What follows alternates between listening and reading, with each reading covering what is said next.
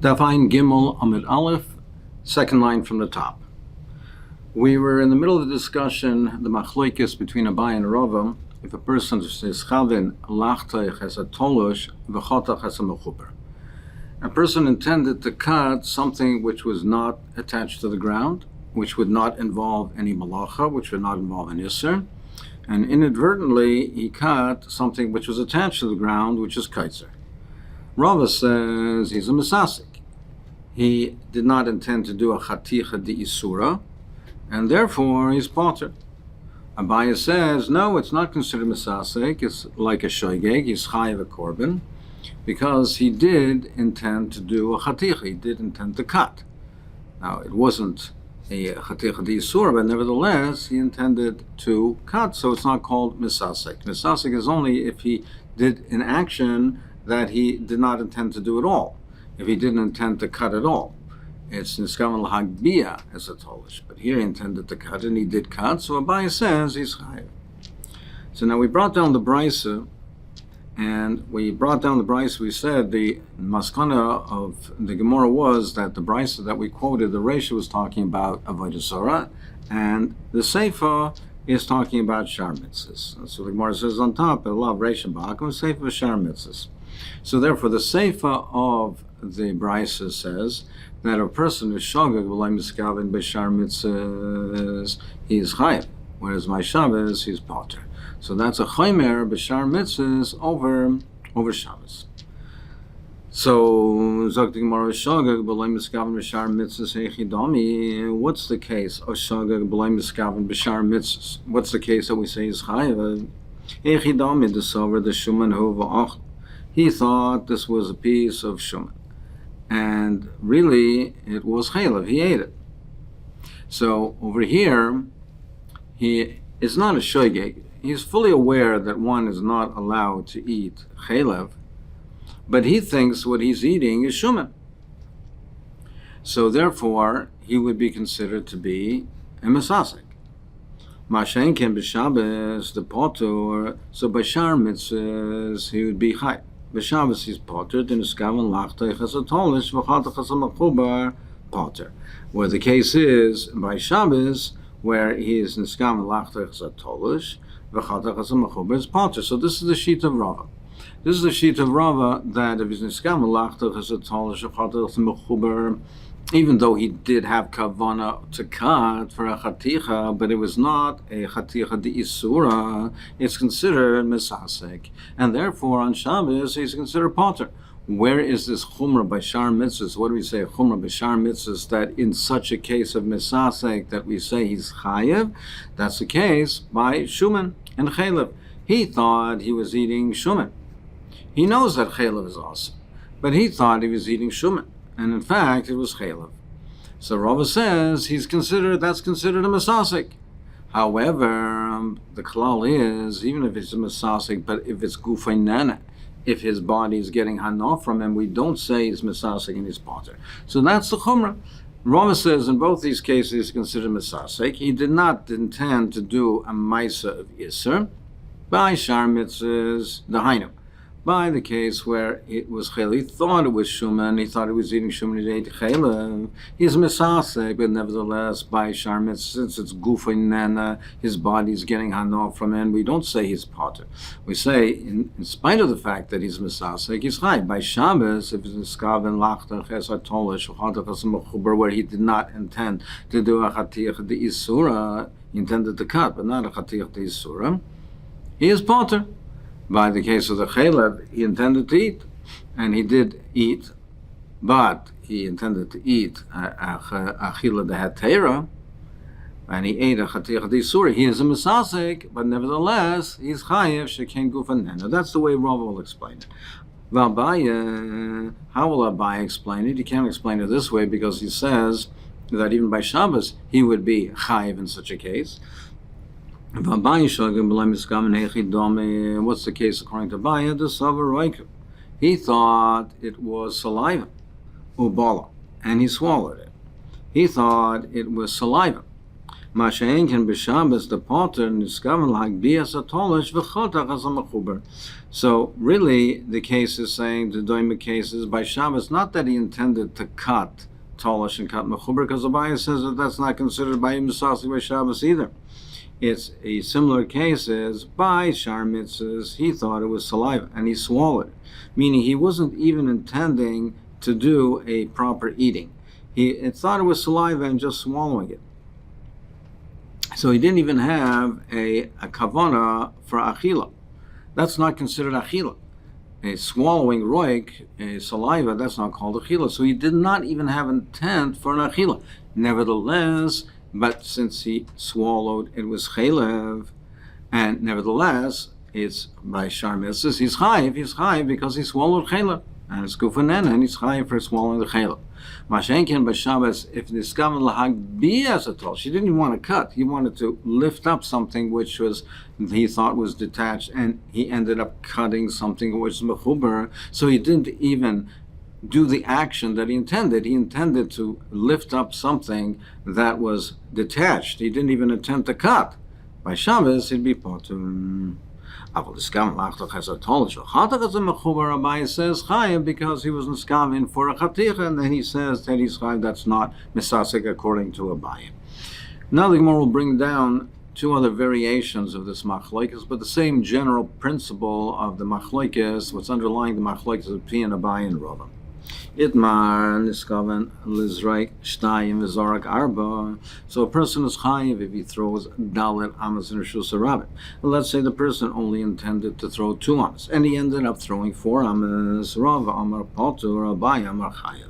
We have the same machlekes. Rav amar patur, he says he patur like a mecham lizrika darba because he did not intend to do a throwing of 4, meaning so he did not intend to do a zrika throwing of yisur. Abaye amar chayiv dakam mecham lizrika ba'alma. He is chayiv according to Abaye because nevertheless, even though he did not intend for a zrika de yisur, he intended to do a zrika, so he therefore is considered to be not a misasek. It's considered to be intentional in that way, and therefore he's chayiv. Another variation is kasav rishus yachvinim rishus harab. He intended to throw dalet amas, but he thought it was a rishus yachid. Where throwing dalet amas and rishus yachid is mutar, but it turned out it was a rishus harabim. So it's the same machlekes. Rav amar patur, Rav says patur because he did not intend to do his rika di isura. Abaye amar chayiv. Abaye says he's chayiv. Rav amar patur dahaloi mecham lezrika di isura. There was no intent for zrika di isura. Abaye amar chayiv dakam mecham lezrika ba'alma. But Abaye says he's chayiv. It's not misasek because he intended to throw, and he did throw. So it's not a misasek. Utzricha. We need to tell us the machlokes in all of these 3 cases. Diashmin kamaisa. If it only told me the first case, Bahu kama Rava daha lo kamacham l'chaticha d'isura.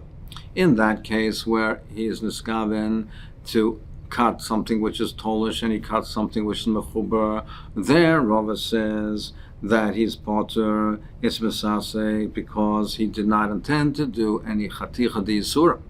So therefore it's considered like it's leinis kai machshavta. His intent was not carried out. He intended to do a chaticha d'atera, and he did something totally different. He cut something which was attached to the ground. So there's no fulfillment of his intent. So I would say perhaps dafka over there, Rava says is potter. However, in the case of where he intended to throw 2 and he threw 4, the arba b'lei atati loy mizrakale. In order to throw 4, you must throw 2. So, I might think that Rava would be moida to Abaye in such a case, because perhaps in that case it's not considered that his intent was totally not fulfilled, because he intended to throw 2. Now he threw 4, but part and parcel of throwing 4 is throwing 2. So I might have said, well, it is a fulfillment of his intent, because in fact he did throw 2. He threw 2 plus. But it's not a total negation of his intent. When he wanted to cut something which was detached and he cut something as a mechuber, he had no intent at all to cut something mechuber. But throwing 4, well, part and parcel of throwing 4 is throwing 2, so I might have thought that is fulfilling, it's considered fulfilling his intent. V'yashminan baha. Now, if it only told me in this case by throwing 2 and 4, baha kama rava, dal kama chamlizrika darba, I would have thought that Rava says it's misasig, it's not considered fulfilling his intent because he never intended to throw 4. But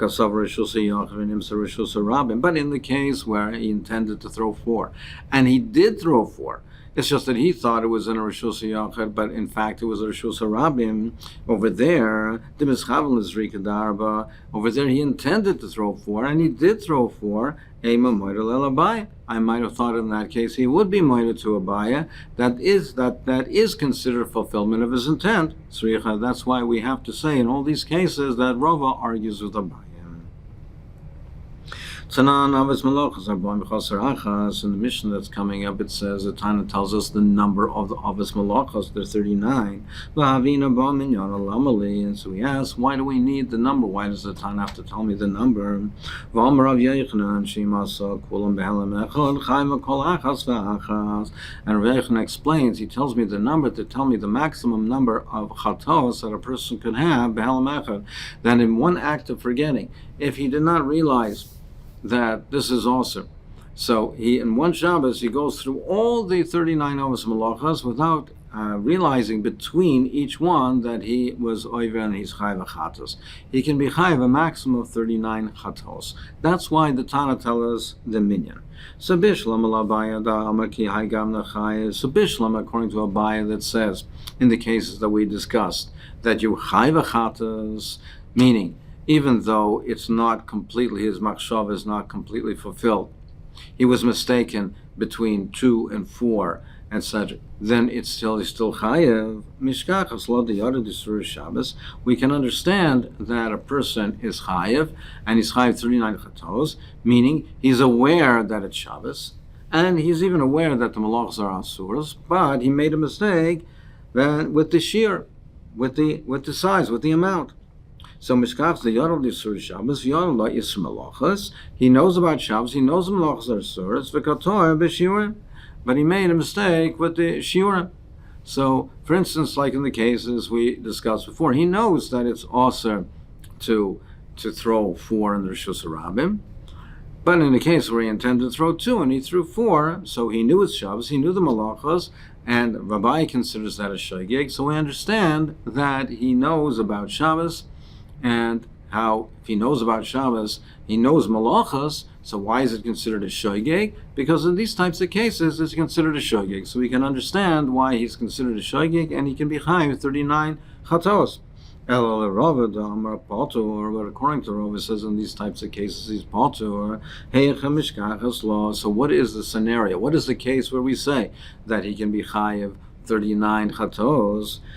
How is the case? But on Shabbos, Shigas Malachas. He knows Shabbos, and he knows of Shabbos, and he can't do Malach Shabbos, but he's not aware, he forgets about all the 39 Malachas that he forgot that it's also to do them. So Hanichi Savla Kirav Yechan Damar came to Shagin Bekores, Apopish Hezer Bela, Mishkachas Law, Diarol Shabbos Bela. Well, according to Rav Yochanan, who says that if a person, even he knows that this is also, and he knows he's not allowed to do this, but he's not aware that the penalty is so severe that it carries chorus with it, that if he had done it with Mesa, that he would be chayv chorus. If he's not aware of that severity, Rabbi Yochanan calls that also a shogeg in this regard. And therefore, you can understand that the case is, the person understands Shabbos, he knows that you're not allowed to do malach on Shabbos, he in fact even knows that these malachas are asuras, but he does not know, he's not aware of the chiyuv kares. But according to Reish Lakish, he says he's not considered a shayig unless he forgets, he's unaware, not only of the kares, but also that this is even also. So what is the case? If that's so, what is the case where a person knows about Shabbos, but he's totally unaware that these malachas are asuras, and that he be chayev a korban for each of the 39 avos malachas? You can't say, according to Rava, that it's in a case where niskam lachtas tolish v'chatachas mechubar, because according to Rava, he's a misasik, he's not a shaygi, he's not chayev a korban, where he intended to throw 2 and he threw 4, because according to Rava, he's not a shaygi, he's a misasik, he's potter. So what is the case, according to Rava? according to Reish Lakish, where in order to be a shogeg, you have to be shogeg in chorus and the lav. And we're saying the case is Zon Shabbos, Shigas Malachas, so if he is unaware of any of the Malachas, so what does he know about Shabbos that would be constitute as Zon Shabbos? More answers, he knows that you cannot walk beyond the Tchum. According to the sheet of Rabbi Kiva holds that is a deraisa, that the Isser Tchum is a deraisa. So he knows about Shabbos, he knows you cannot walk beyond the Tchum Shabbos, but he's not aware of the particular malachas on Shabbos. So that over there, he can be a shogeg on all of the malachas and all of the avos, and he can be chayiv 39 chatos. So that's machlokes Abai and Rava. What constitutes a misasek? What's a shogeg and what's a misasek? Now the Mishnah is coming and dealing with the avos malachos, the famous Mishnah in Masechet Shabbos that deals with the avos malachos. What are the avos malachos, and what are the 39 avos malachos? These are avos malachos that the Tana is listing. There are toldos. Toldos are those that are similar to the avos, but these are the main categories these are the main principles, the main categories of the avos malachos. The basic principle of the avos malachos are the things that were necessary for the binyan of Mishkan. Those are asur on Shabbos, and all of the avos were involved in one way or another in the construction of the Mishkan. However, the Tana sets it up and organizes the avos by different actions of what the person would do in his daily activities.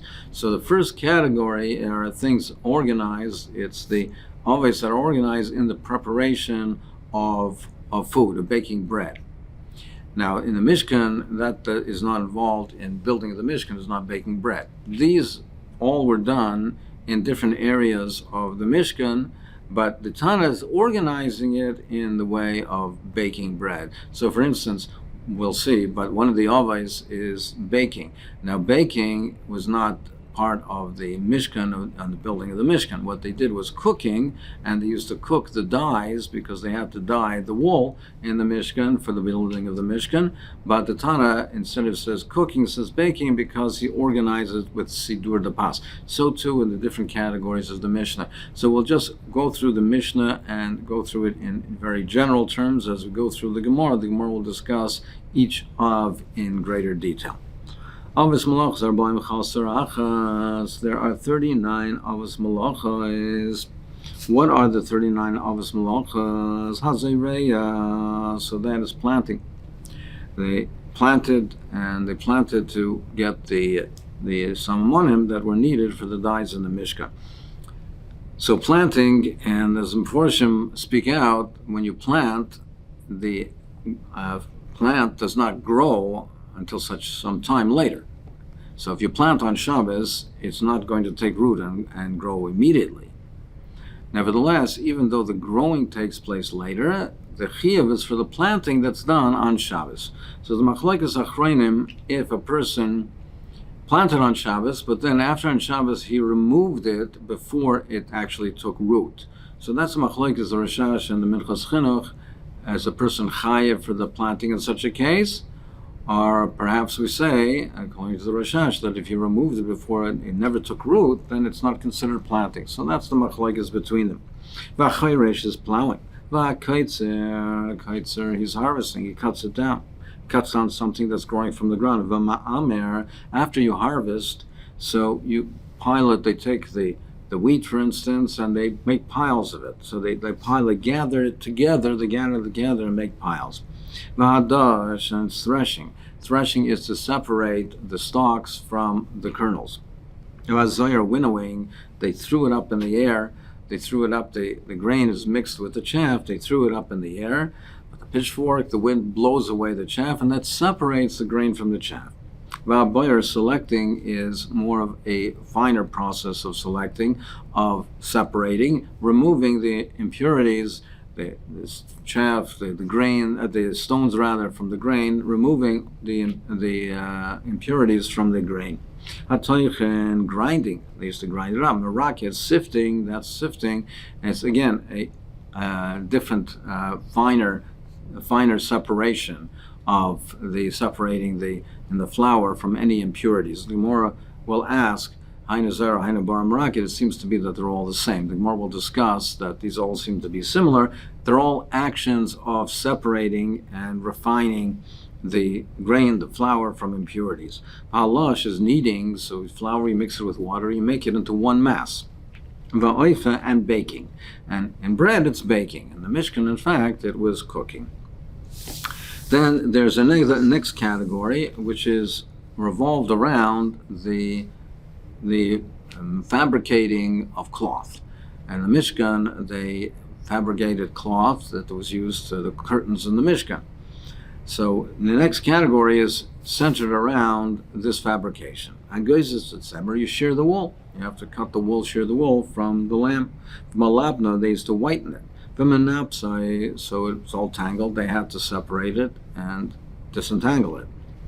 And they dye it. They dyed the wools of the cloth.